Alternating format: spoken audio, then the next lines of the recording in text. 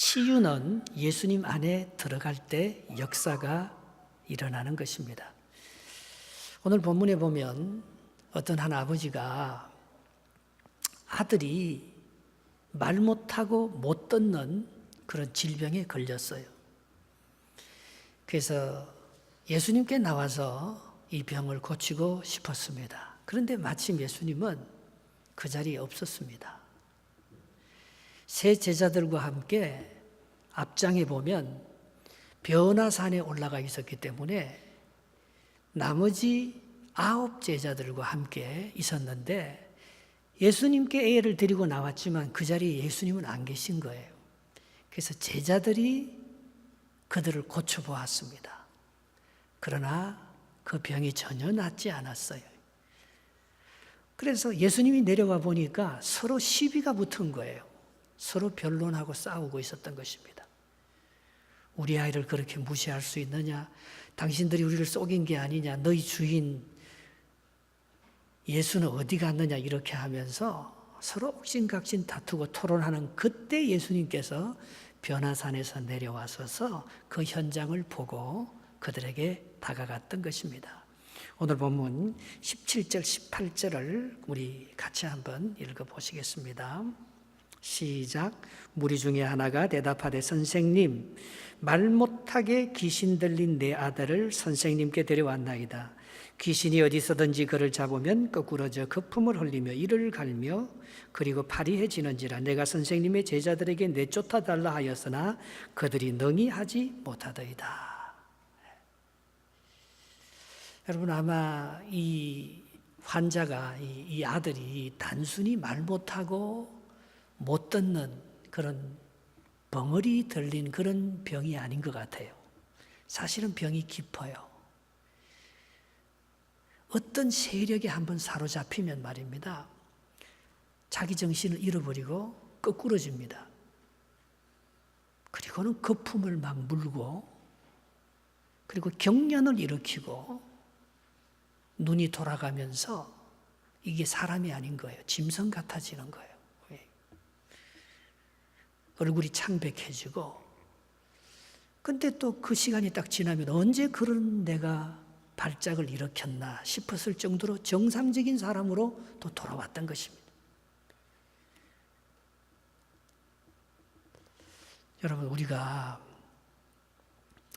병을 고친다는 것, 우리의 아픔을 가지고 예수님께 나아간다는 것은 참 쉽지 않은 일입니다. 그런데 그때 예수님께서 안 계셔서 그 병을 못 고쳤을 때 얼마나 더 안타깝겠습니까? 예. 사도 바울이라는 사람도 이와 비슷한 질병이 있었어요. 이게 아마 간질병 같은 것일 것입니다. 사도 바울이 고린도 후서 12장 9절에 보면 이런 말씀을 합니다. 나에게 이르시되 내 은혜가 내게 족하도다. 이는 내 능력이 약한 데서 온전하여 짐이라 하신지라. 그러므로 도리어 크게 기뻐함으로 나의 여러 약한 것들에 대하여 자랑하리니 이는 그리스도의 능력이 내게 머물게 하려 함이니라. 사도 바울이라는 사람도 하나님 앞에 3번씩이나 이 병을 가지고 나갔어요. 하나님, 내가 이 병 때문에 이걸 가리켜서 자기는 육체의 가시라고 했습니다. 사탄의 사자가 내 안에 있다고 했습니다. 하나님 이걸 좀 고쳐달라고 3번씩이나 하나님 앞에 나가서 기도했는데 하나님께서 하시는 말이 뭐예요? 네 은혜가 내게 족하다는 것입니다. 그래서 안 고쳐주는 거예요.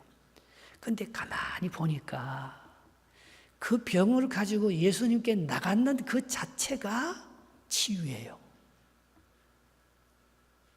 하나님께서 바울의 병을 안 고쳐줬어요. 그렇지만 바울이 약해졌을 때, 바울이 이 질병으로 말미암아 손해보는 것, 이 질병으로 말미암아 고통받고 어려운 점도 많았지만 그 질병으로 말미암아 얻는 유익도 많았어요.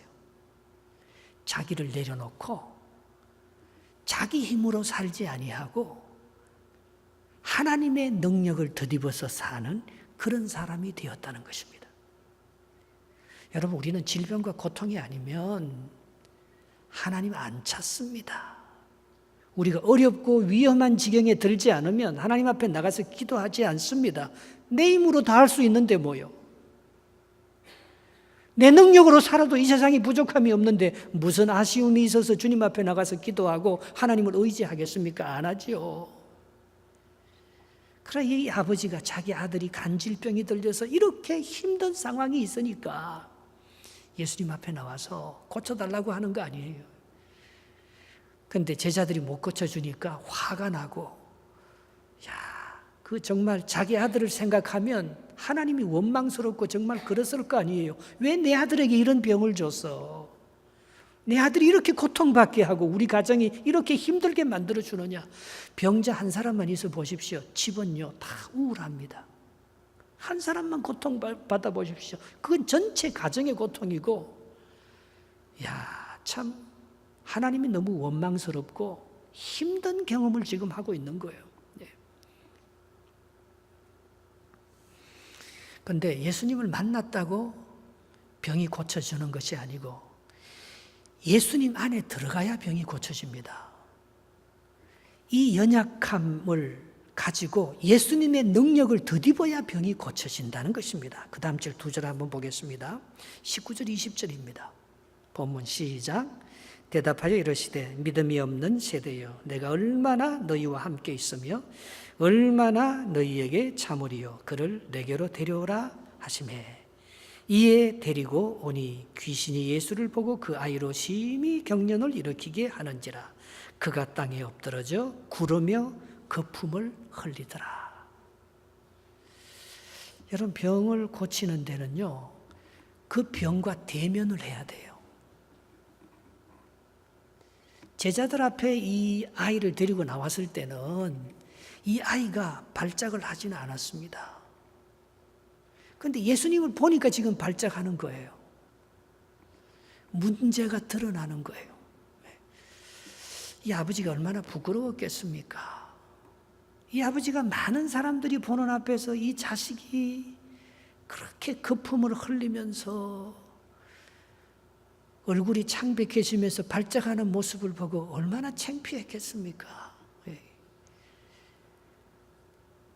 그걸 주님과 대면하는 거예요.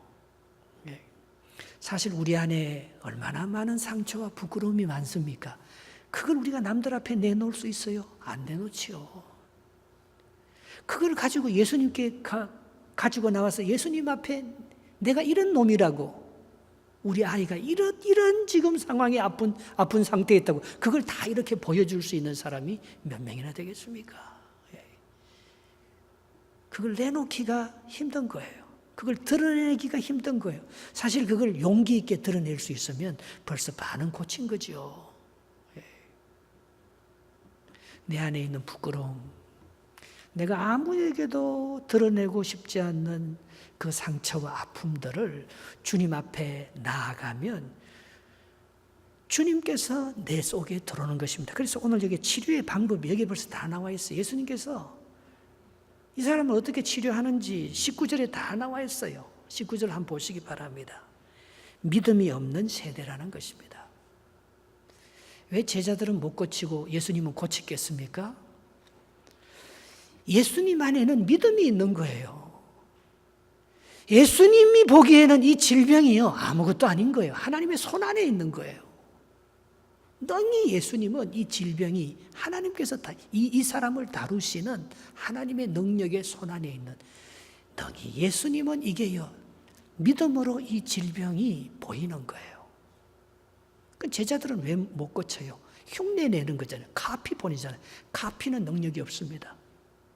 피카소 그림 작품이 피카소 자기가 그린 거냐, 그 제자들이 그 선생님의 피카소 그림을 흉내내요. 흉내낸 피카소 작품의 카피, 원본이 아닌 그거는 가치가 없고 그건 진짜가 아닌, 그건 능력이 없는 거예요. 그럼 피카소 자신이 그린 것은 능력이 있는 거예요. 그 능력이 어디서 나오느냐? 19절에 계속해서 보면 이렇게 되어 있습니다. 얼마나 너희와 함께 있으며. 제자들이 예수님을 따라다닌다고 따라다녔지만 예수님이 내 안에 있고 내가 예수님 안에 있는, 예수님과 내가 속해 있는, 예수님과 내가 하나가 되는 그런 관계가 아니에요. 제자들은 자기 힘으로 고친 거예요. 1 플러스 1, 그게 2였던 거예요. 부부가 결혼 생활하면서 남편과 아내가 각각 따로 놀면 2밖에 안 됩니다. 거기는 아무런 역사가 일어나지 않습니다. 그러나 1 플러스 1이 1이 될 때, 내가 예수님께 속하고 예수님이 내게 속했을 때, 그렇게 해서 어떨 때 기적과 치유가 일어난다고 했어요? 요한복음 15장 7절에 이렇게 말합니다. 너희가 내 안에 거하고 내 말이 너희 안에 거하면 무엇이든지 원하는 대로 구하라. 그러면 이루어지리라고 하는 거예요. 내가 하나님께 속했느냐 속하지 않았느냐, 여기에 기적과 치유의 능력이 있는 거지, 내 능력으로 무슨 기적을 일으키고 치유의 능력을 일으키는 게 아닙니다. 내가 주님 안에 거하고 주님이, 이게 진짜가 되는 거예요. 제자들이 예수님 안에 거하고 예수님의 능력이 제자들 안에 거했으면 이 제자들은 예수님과 똑같은 기적과 치유의 능력을 일으킬 수 있었을 것입니다. 그러나 제자들은 예수님을 따라다녔지만 예수님 흉내만 내었지, 예수님의 겉모습만 보아서 예수님을 이용해서 성공하고 예수님을 위해서 자기의 삶을 윤택하려고 예수님을 그냥 사용했지, 예수님과 자기가 하나가 되는, 예수님 안에 거하는 삶은 아니었다는 것입니다. 내가 너 안에 거하고 네 말이 내 안에 거하면 무엇이든지 원하는 대로 구하라. 그리하면 이루리라. 오늘 제자들이 고치지 못한 결정적인 이유는 그리스도와 하나가 되는, 그래서 자기 힘으로 살아가는, 자기 힘으로 무슨 문제를 해결하려고 하는 바로 그것이 이 아이의 병을 치유할 수 없는 이유였다는 것입니다. 그리고 계속해서 19절에 하나 더 나와 있습니다. 얼마나 너희에게 참으리요. 여기에 예수님을 품고요 오래 참아야 됩니다. 금방 진흙이 국화꽃 냄새를 풍기는 게 아니에요. 진흙이 그 국화꽃을 품고 오랫동안 머무를 때 그 진흙이 국화꽃과 똑같은 향기를 품게 되는 거예요. 여기 예수님을 품고 예수님과 함께 오래 거하게 되면 정말 이제는 내가 사는 것이 아니요 내 안에 그리스도께서 살아가는, 그리스도의 향기를 품고 그리스도의 능력을 나타내는 그런 사람이 될 수가 있는 것입니다. 최초의 기적, 예수님의 최초의 기적이 요한복음 2장에 나오는데요. 그것은 예수님께서 어머니 마리아의 초청을 받아서 어떤 친척집에 결혼잔치에 참여했을 때였습니다. 그런데 포도주가 다 떨어졌을 때 어머니가 예수님께 나와서 아들아 포도주가 떨어졌다고 얘기한, 그때 예수님께서 그게 다 저하고 무슨 상관이 있느냐고, 저는 여기에 손님으로 참여했을 뿐이라고 말합니다. 여러분, 예수님을 모신다고 해도 여전히 예수님을 손님으로 내 마음속에 모시고 적당히 살아가는 사람들에게는 변화가 일어나지 않습니다. 그런데 이 마리아가 말입니다, 하인들을 불러갖고는 그렇게 말합니다. 앞으로 예수님께서 기적을 일으킬 텐데 무슨 일을 시키든지 너희들이 그대로 하라. 그런데 예수님께서 정말 가만히 생각하더니만 어머니의 말을 듣고 마음이 변해서 이 잔치가 이렇게 끝나면 너무 싱겁고 재미가 없겠다 싶어서 그 물 항아리에다가, 빈 물 항아리에다가 물을 갖다가 하인들로 하여금 부으라고 말합니다. 그리고 포도주병에 그 항아리에 든 물을 갖다다가 연회장에게 갖다 주라고 합니다. 물 항아리에 든 물로 된 그 물이 포도주병에 담겨서 하인들이 갖다 줄 때에 그 물이 포도주로 변한 놀라운 사건이 일어나지 않았습니까? 그거는 어디까지나 전적으로 마리아의 믿음입니다. 마리아가 예수님이 누군 줄 그가 알고 있었던 거예요. 함께 키우면서. 물을 포도주로 만들고 이 잔치의 마지막을 아름답게 장식시킬 수 있는 그 기적이 마리아 안에 있는 믿음이고 하인들 안에 있는 순종입니다. 하인들이 예수님께 속하고 마리아와 하인이 예수님과 하나가 되어서 물을 포도주로 만들어갈 수 있는 기적을 만든 거지요. 오늘 우리가 누구에게 속해 있느냐? 오늘 내 안에 누가 살고 있느냐, 그게 따라서 그냥 내 인생을 사느냐, 내 안에 그리스도가 살아계시는 위대한 기적과 치유의 삶을 사느냐, 그건 엄청난 차이가 있는 거예요. 그런데 기적이 일어나는 시점이 있습니다.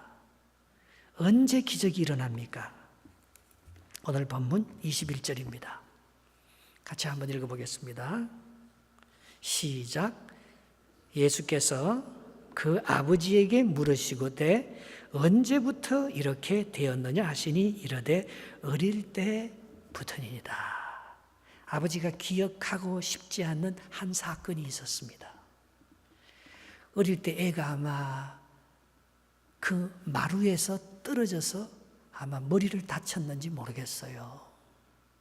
그렇지 않으면 그 가정에 아주 굉장한 어떤 사건이 있었는데 그때 이 애가 정신적인 쇼크를 받아서 어떤 두려운 그런 비슷한 사건이 등장하면은 자기도 모르게 깊은 트라우마에 빠져서 헤어나지 못하는 뭔가 어떤 사건이 있었을 거예요.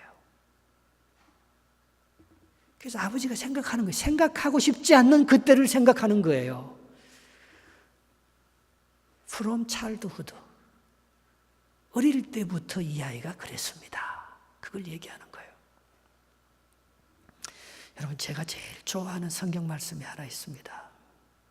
그것은 요한계시록 22장 13절입니다. 같이 한번 읽어볼까요? 나는 알파와 오메가요. 또요. 처음과 마지막이요. 시작과 마침이라. 처음을 알면 끝이 풀립니다. 여러분, 인생을 우리가 자꾸 이렇게 어려운 과정만 보잖아요. 우리가 병원에 갔을 때 의사가 감기 환자가 병원에 오면 딱 묻는 질문이 있습니다. 언제부터 기침하기 시작했습니까? 시작을 묻는 거예요. 여러분, 하나님이 우리 인생을 다루고 가시는데 우리의 처음과 끝을 알고 있다는 거예요. 우리의 시작과 마지막을 그분이 알고 있다는 거예요. 모든 것을 다 알 수는 없습니다.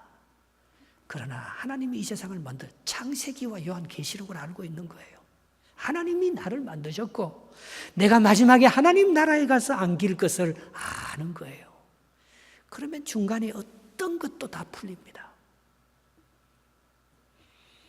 나는 알파와 오메가, 그게 끝이잖아요. 난 처음과 마지막이라. 나는 시작과 마침이라. 예. 그게 풀리면 다 풀리는 것 아닙니까? 예. 우리의 인생에 수많은 구렁텅이와 깊은 계곡과 높은 산과 험산 줄령과 감당하지 못할 위협들이 우리를 도전하고 있지만 그 작품을 쓴 작가는 알 거예요. 이 마지막의 결론, 주인공은 죽지 않아요.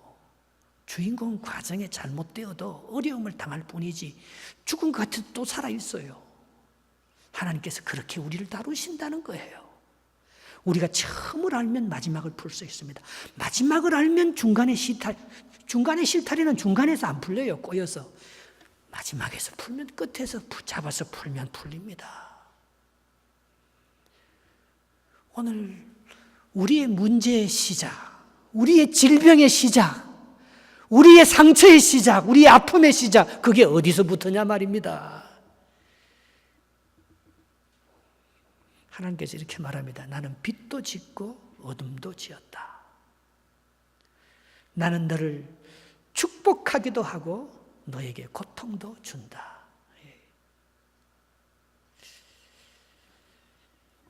여러분, 키에르케고르가 우리를 죽이는 것이 질병이 아니라 했어요. 우리를 죽이는 게 뭡니까? 우리를 죽음에 이르게 하는 병이 있습니다. 그게 뭡니까? 절망이에요. 앞이 보이지 않는 거예요. 풀리지 않을 것 같아요. 내 아이는 영원히 간질병으로 이렇게 살다가 이렇게 남들 앞에서 부끄러움을 당하고 회사 생활도 못하고 결혼도 못하고 자식도 못 낳고 이렇게 살고 죽을 것이다. 그거 생각하면 정말 절망스럽죠. 그 예수님께서 질병을 바라보는 절망 가운데 있는 이 아들의 간질병이 들더니 아버지에게 그의 수선을 질병을 바라보는 것이 아니고 예수 그리스도를 바라볼 수 있는 시선을 바꾸어주는 거예요. 내 아들이 비록 간질병이 들고 지금 이렇게 연약하고 불쌍하고 자기 정신도 자기 몸도 하나 가루지 못하는 이렇게 쓰러져서 거품을 흘리면서 바보처럼 이렇게 살아가지만 이게 끝이 아니라는 거예요. 이 아들을 통해서 하나님께서 어떤 역사를 만들 것인지, 하나님이 이 아들을 이 땅에 보내실 때 목적이 있어서 보냈다는 거예요. 목적이 있어서. 이 아들의 시작은 원래 그렇지 않았다는 거예요. 그리고 이 아들을 통해서 하나님께서 위대한 작품을 만들어서 이 아들을 통해서 하실 하나님의 위대한 계획이 있다는 거예요. 시작과 마지막을 하나님 앞에서 다시 정리할 때 이 아들이 언제부턴가 이렇게 머리가 다쳐서 어떤 쇼크와 두려움을 받아서 이 정신적인 질환을 일으키는 이것이 하나님의 손 안에서는 아무것도 아니라는 거예요. 그런 믿음이 생겨나는 거예요. 그러면 그 질병을 다룰 수 있잖아요. 그러면 이 아이의 고통을 핸들할 수 있잖아요. 제가 아는 어떤 분도 70세에 이 갑상선암과 후두암이 같이 걸렸어요. 수술하려고 하다 안 했어요. 수술 하나하나 똑같다는 거예요. 그러면 내가 하나님을 믿고 수술하라. 그런데 늦게 이렇게 나이가 들어서 암이 생기니까 암이 잘 퍼지지도 않아요. 그럼 지금 이분이 90이 넘었어요. 누구보다도 건강하게 잘 살아요. 그 암을 다룰 수 있어요. 암하고 같이 사는 거죠. 간질병이 뭐 부끄럽습니까? 정신병이 뭐 부끄럽습니까? 우린 정신병을 수치라고 생각하면 정신병 수치 아닙니다. 감기 걸린 거하고 똑같아요. 하나님께서는 나에게 다른 사람이 갖지 못하는 더 큰 아픔을 주셔서 그 아픔을 통해서 그 질병을 바라보고 살지 말고 그 질병이 알파와 오메가가 되시는 하나님의 섭리와 소단에서 하나님의 능력 안에서 다루어지는 그것을 볼 때에 그 믿음이, 하나님을 향한 절대적인 믿음이 절망에서 희망으로 그를 끌어낼 때에 그는 그걸 이겨낼 수 있는 힘이 그 안에 생겨나기 시작했다는 것입니다. 22절, 23절 말씀입니다.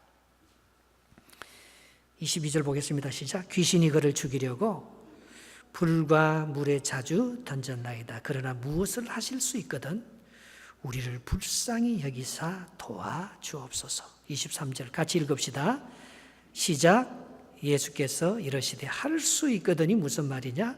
믿는 자에게는 능히 하지 못할 일이 없느니라 하시니 24절 곧 아이의 아버지가 소리질러 이르되 내가 믿나이다. 나의 믿음 없는 것을 도와주옵소서. 이 고백이 이 아이를 고치는 거예요. 날 좀 도와주십시오. 내가 이 질병에만 매였지 예수님을 바라보지 못했습니다. 알파와 오메가가 되시는 하나님의 능력을 믿지 못했습니다. 인간은요, 자기가 생각하고 이해하는 만큼만 믿어요. 자기가 경험한 만큼, 자기가 익숙한 사람 그것만 인정해요. 자기가 경험하지 못하고 자기가 이해하지 못한 부분들을 안 믿습니다. 그러나 오늘 예수님께서는 이 아이가 언제부터 이렇게 되었느냐, 시작과 끝을 보여주면서 이 아이의 삶을 다루어 가시는 하나님의 능력을 믿게 함으로 하나님께서 이 역사를 만들어 가게 하죠. 안 고쳐줘도 괜찮아요. 그러나 그 병을 다룰 수 있는, 그 병을 이길 수 있는 힘이 있잖아요. 이렇게 주거나 저렇게 주거나 똑같은데. 여러분, 이런 두려움이 없으면 저런 두려움이, 저런 걱정이 우리를 사로잡아 오는데, 언제나 걱정하고 두려워하는 사람은 언제나 걱정과 두려움과 그 질병에 사로잡혀 있습니다. 그러나 어떤 사람은 그 질병과 두려움 가운데서도 언제나 하나님을 찬양하고 하나님을 기뻐하면서 병은 저절로 낫는 거지요. 병은 하나님의 은혜로 저절로 낫는 거지요. 약은 도와주는 거지요. 수술은 조금 방향을 제시해 주는 거지요. 정말 낫게 하시는 분은 하나님이시죠. 내 믿음이죠, 내 믿음.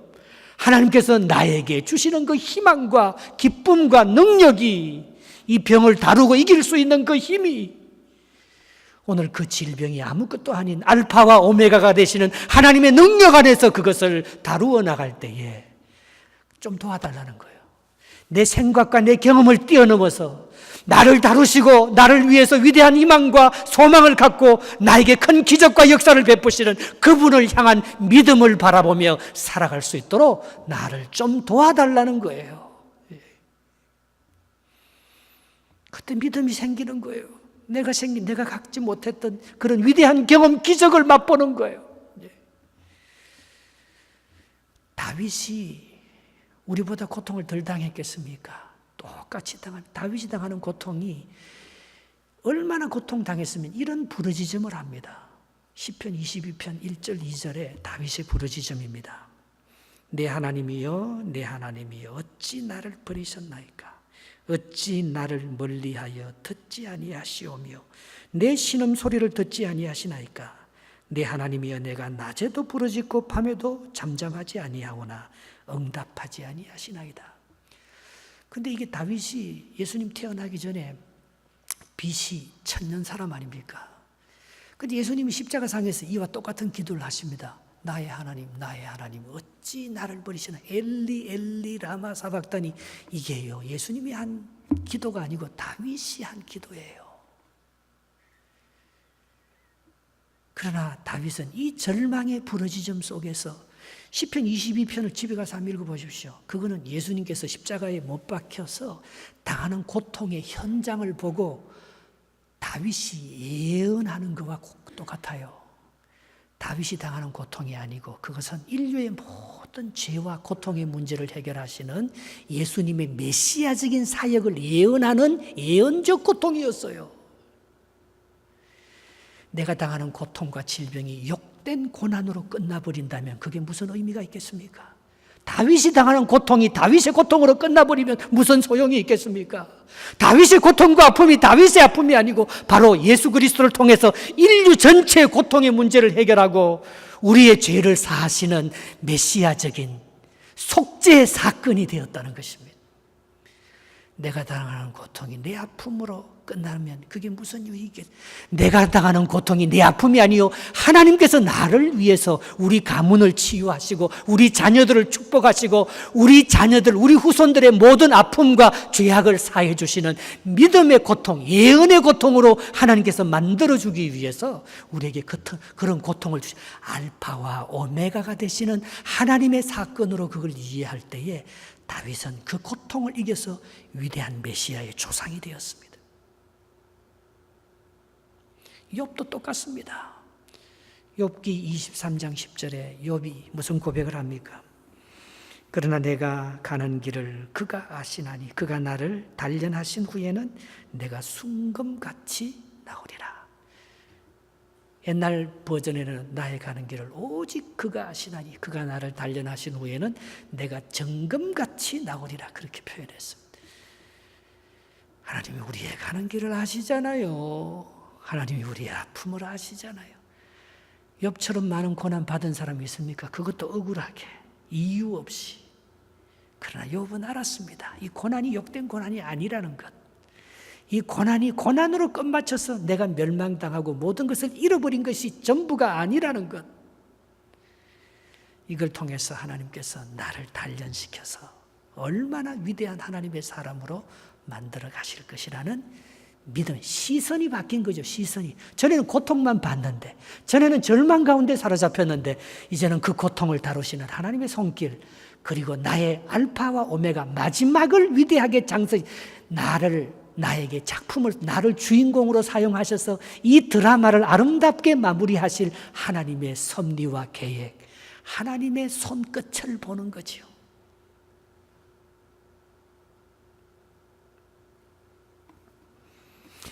우리 시니어 대학에는 예수 안 믿는 사람이 더 많이 나옵니다.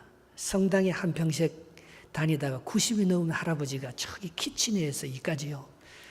아침에 7시에 출발해서 아침에 얼마나 이 밀톤이 이 401이 막힙니까? 그걸 거쳐서 동신교 오는데 2시간 걸려요. 9시 반까지 여기 오는데 아침 7시에 시니어 대학 오려고요. 거기서 성당 다니는 사람이에요.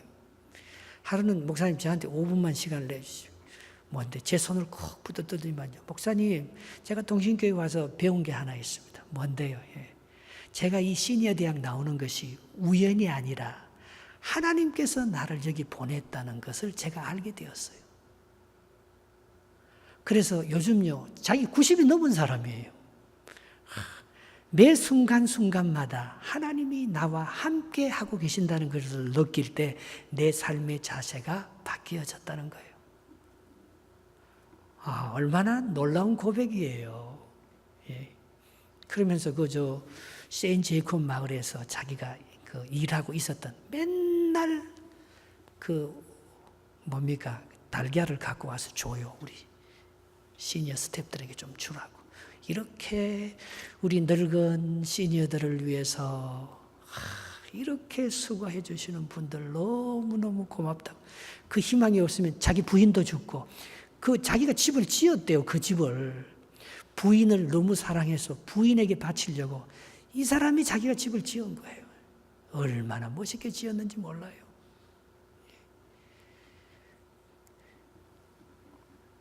이 내가 하는 이 모든 일들이 하나님이 하시게 하는 일인 줄 내가 깨달았다고. 그 고백을 하는 거예요. 얼마나 고마워요. 그냥 아이고 내가 이제 늙어서 죽을 날이 얼마 안 되는데 그렇게 살 수도 있었을 텐데만 그렇게 살지 아니하고. 마지막으로 말씀에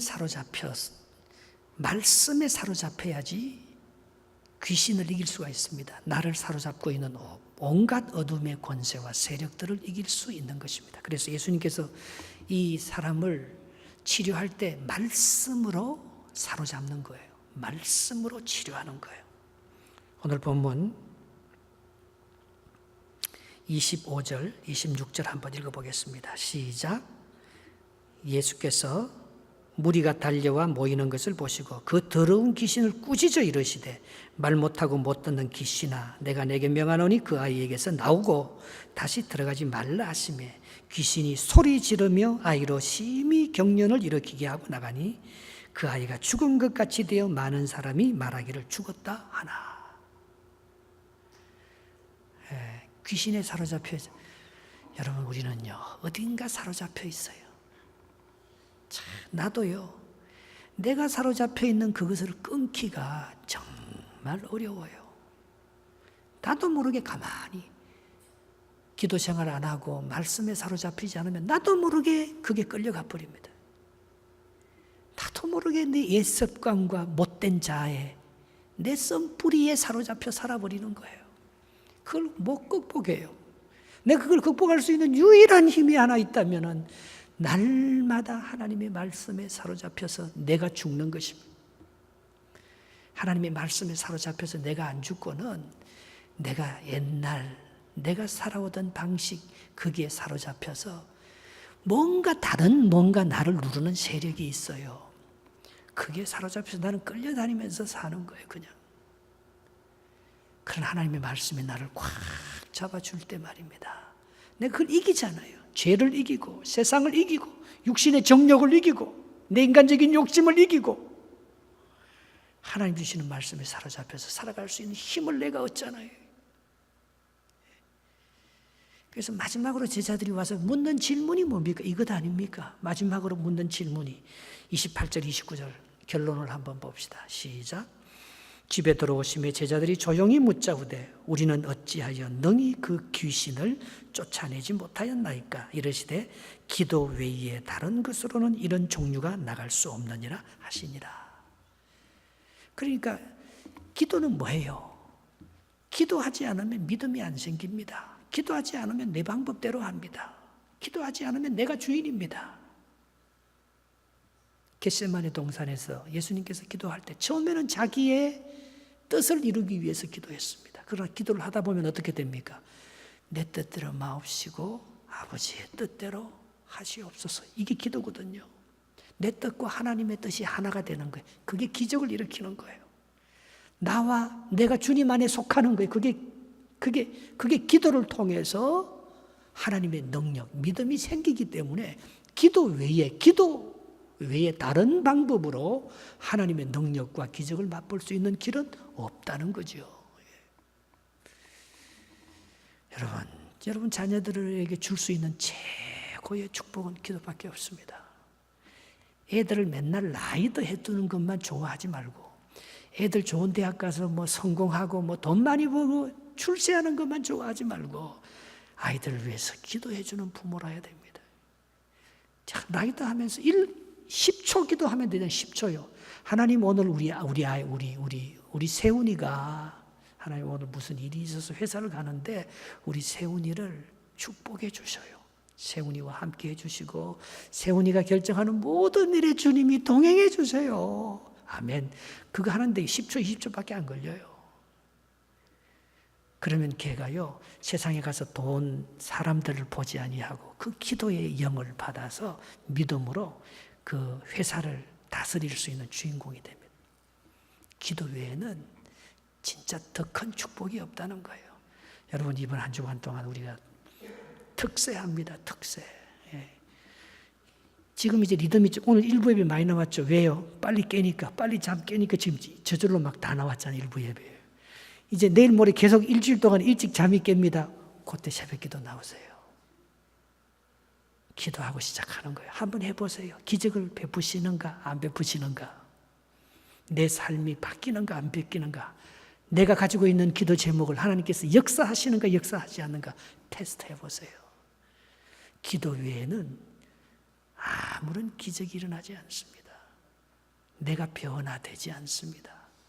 하나님의 놀라운 은혜가 기도를 통해서 여러분 삶 가운데 날마다 기쁨과 기적들이 일어나는 놀라운 축복이 있으시기를 축원합니다.